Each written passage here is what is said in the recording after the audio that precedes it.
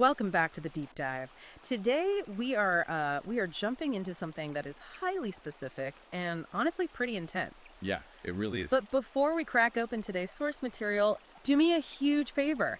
Hit that like button and subscribe right now. It is the best way to keep these deep dives coming your way. Absolutely. You definitely want to be subscribed for this one. So today we are reviewing an ebook called Facts Offend Women.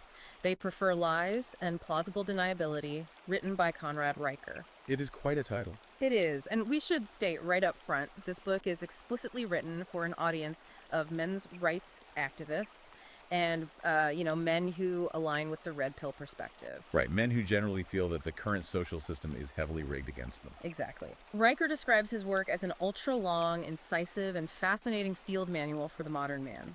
And his main thesis is basically about understanding the history of our institutions, education, law, the corporate workplace before they were captured by feminists and Marxists. That is the core of his argument, yes. He is laying out a case that these institutions didn't just drift, but were actively captured. Now, as always, we are here to impartially break down the author's arguments. We are just the messengers unpacking what is in the text. But if you want to see all his data, the charts, the actual manual, you need to go to Amazon Kindle or Google Play Books right now to buy the ebook yourself. Yeah, we're going to cover a lot of ground today, but the book goes into massive detail. It really is meant to be a comprehensive guide. All right, let's get into it. Our mission today is to unpack Riker's claims on biology, the legal system, and what he calls the war on masculinity. And he starts with a concept he calls the reality warp. The reality warp, yeah. Why does the book claim that facts just don't stick to women the same way they do to men? So Riker bases this on a concept he terms emotional alchemy. Emotional alchemy. Right. His thesis is that the female brain, and he leans heavily on evolutionary psychology here, prioritizes emotional consistency and social safety over objective, cold truth. Okay, so how does that actually play out? Well, the book claims that when a woman is presented with conflicting information, it triggers a fear response. So instead of engaging with the data logically, she relies on what society now calls her truth. Ah, right, we hear that phrase a lot. Exactly. And Riker argues that her truth is basically a biological defense mechanism. It allows a subjective feeling to override objective facts. And he uses a recurring example in the book to illustrate this, right? A hypothetical guy named Mike. Yes, Mike. We follow Mike's life to see how these theories apply. The most prominent example is Mike in family court during a divorce. Walk us through that. So Mike is the classic provider. He works long hours, pays the mortgage, does everything society asks of him. But in court, according to Riker's framing, the objective fact of his financial provision doesn't matter. What matters is his wife's subjective feeling. Like if she says she felt neglected. Or unsafe. That is the big one. Riker argues that in a captured legal system, her feeling of unsafety is treated as literal evidence of his danger. The emotion transmutes reality. That is the reality warp. That sounds like a tough situation to navigate. But Riker doesn't just blame the courts. He points to the biological blueprints chapter. He does. He completely rejects the blank slate theory, the idea that men and women are only different because of socialization. And he brings in some intense historical stats here. The 4% rule. Yeah, the ancestral reproduction data. Riker cites studies suggesting that historically about 40% of women successfully reproduced, compared to a tiny fraction of men. He mentions the Genghis Khan era specifically, right? Right, where during certain genetic bottlenecks, maybe only 4% of men passed on their genes. So the argument is that throughout human history, being a man was essentially a winner-take-all scenario. Exactly. Riker says this is why men are biologically wired for extreme risk-taking and aggression. The penalty for failure was total genetic extinction. Women, on the other hand, were wired to seek safety and consensus because they had a different survival path. So testosterone built civilization through risk, and estrogen seeks safety. That is how the book frames it, yes. And Riker argues that modern society is trying to treat male biology like a disease. He brings up that Swedish preschool experiment to prove this. Oh, the gender-neutral schools, yes. Right, where they banned traditional gendered toys. They tried to force a totally neutral environment, and the book notes that it was a failed experiment. The moment the teachers weren't looking, the boys were turning sticks into weapons, and the girls were wrapping the sticks in blankets like babies. Biology wins out.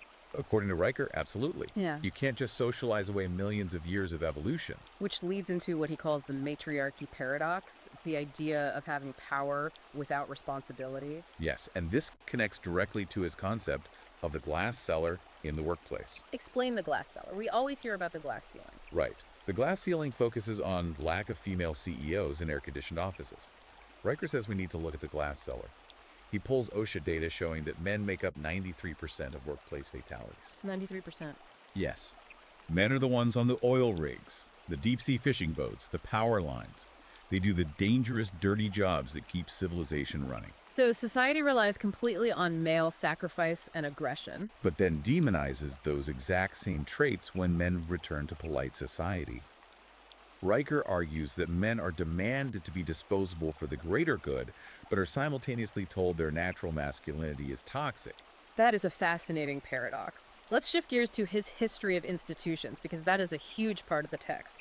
How does the book argue the legal and corporate systems were captured? Let's start with the legal firewalls, specifically family court. The bias there, according to the author, is systemic. He drops some heavy stats here from the Census Bureau. He claims that men pay 97% of alimony, 97%. and in contested custody cases, men lose 85 to 90% of the time. That is overwhelming. Riker uses this to illustrate the double bind of toxic masculinity. If a man is strong and assertive, he is labeled toxic and dangerous to the family. But if he is vulnerable and weak, he is despised and loses respect. There is an anecdote in the book about this, a guy who sent a text message. The Goodnight Princess text. Yes. Mm. During a custody dispute, a father texted his daughter, Goodnight Princess. The mother showed this to the court, claimed it was creepy, and said it made her feel harassed. And the court sided with the feeling. Exactly. Because of the reality warp, the objective reality of a loving text was legally transformed into harassment based entirely on her emotional interpretation. The man actually faced jail time. Wow. Okay, so that is the legal side. What about the corporate world? He talks about woke warfare. This is where Riker targets diversity, equity, and inclusion programs, or DEI and ESG scores. How does he frame DEI? He doesn't see it as a push for fairness. Sure. The book claims these are tools of ideological colonization.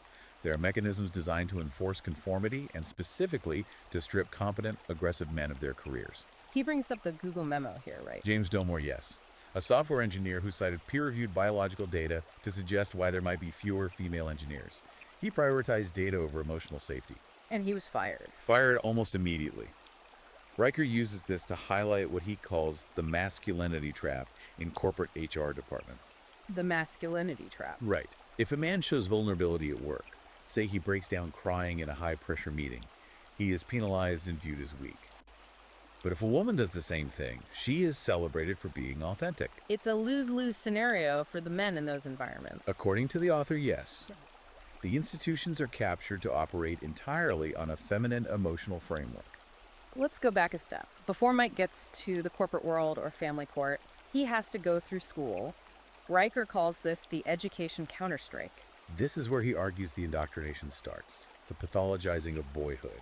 He talks about the medication rates for ADHD, right? Boys compared to girls. It is drastically higher for boys. Riker claims that natural male behaviors, competitiveness, high physical energy, aggression, are no longer accommodated. They are diagnosed as medical conditions. Because the schools have shifted their focus. Yes, from a competitive model, which boys into excelling, to a collaborative model.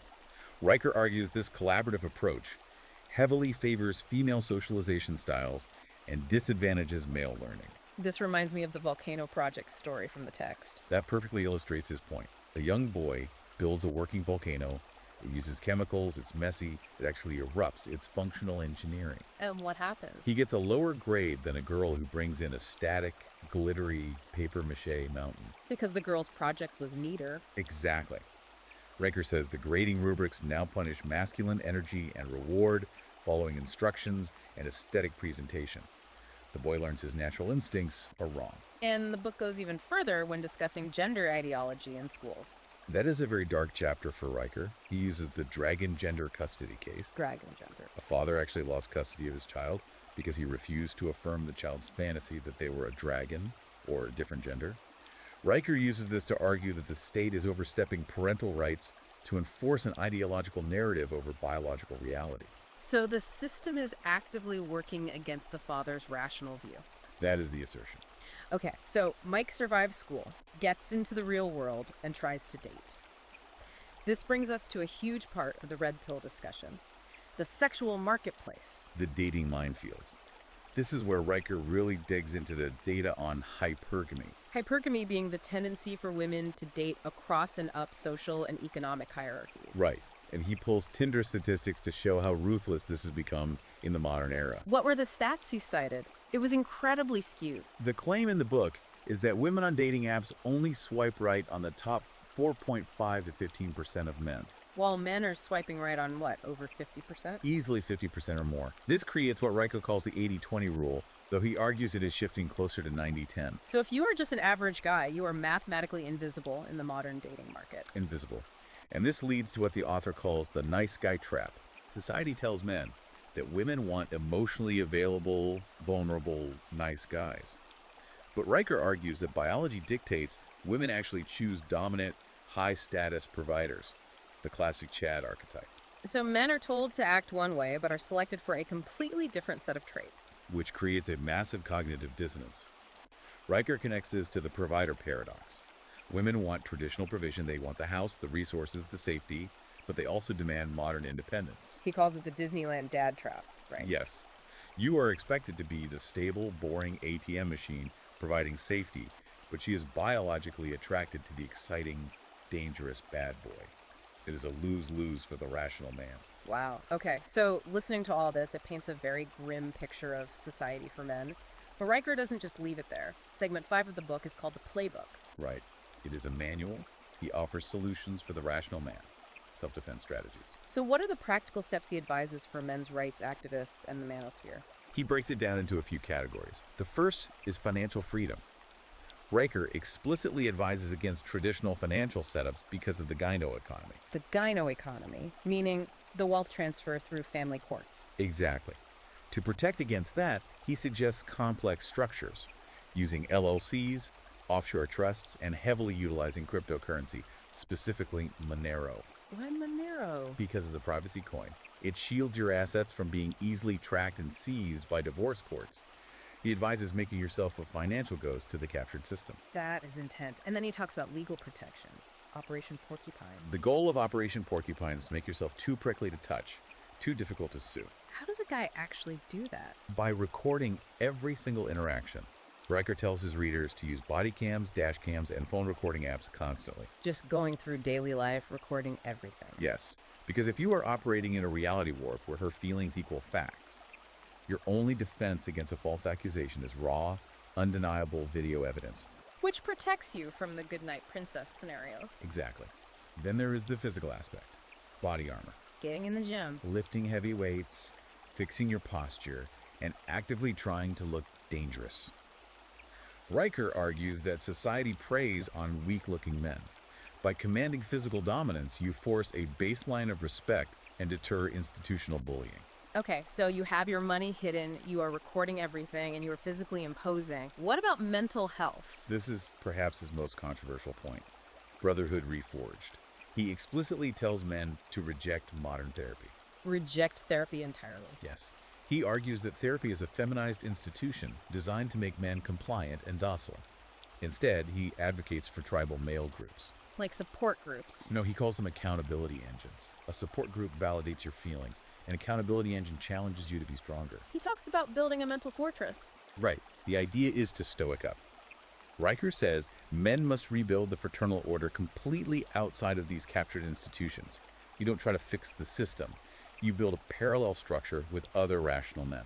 So summarizing this deep dive into facts offend women, this book is fundamentally challenging the modern narrative.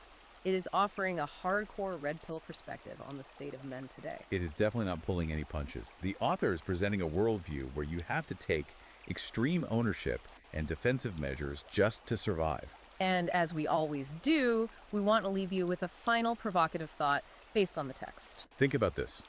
Riker's entire premise is that civilization was built by men embracing extreme risk and necessary aggression. If our modern institutions successfully suppress and pathologize those exact traits, does society continue to progress, or does it eventually crumble from the inside? That is a question you will be chewing on for a while. And look, we only scratched the surface of the charts, the legal history, and the specific strategies in the playbook. The book is ultra long and fascinating.